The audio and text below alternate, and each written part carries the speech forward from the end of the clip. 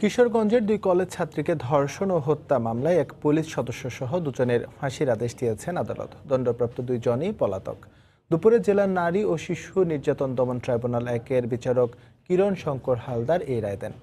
মামলা সূত্রে জানা যায় 2008 সালের 16 জুলাই বিয়ের প্রলোভন দেখিয়ে কিশোরগঞ্জ শহরের ঘাটাইল এলাকার কলেজ ছাত্রী সুমি ও উর্মিকে ডেকে নিয়ে ঢাকায় আনা হয়।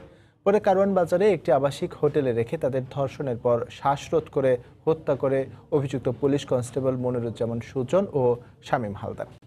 এ ঘটনায় নিহত সুমির বাবা আবু বাক্কার বাদী হয়ে অজ্ঞাত কয়েকজনকে আসামি করে কিশোরগঞ্জ মডেল থানায় মামলা করেন। মামলার দীর্ঘ শুনানি ও সাক্ষ্য গ্রহণ শেষে আদালত এই রায় দেন। রায় অন্য 6 আসামিকে 4 বছর করে কারাদণ্ড দেওয়া হয়েছে। চাঞ্চল্য করে হত্যা মামলার রায়ে বাদীপক্ষ সন্তুষ্ট হলেও দ্রুত রায় কার্যকরের দাবি জানিয়েছেন তারা।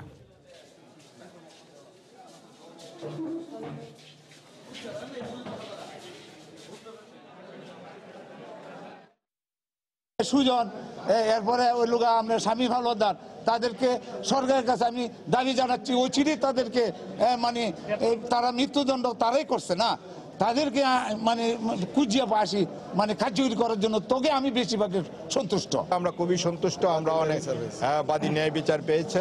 আমরা অনেক কষ্ট করেছি এই বিটে।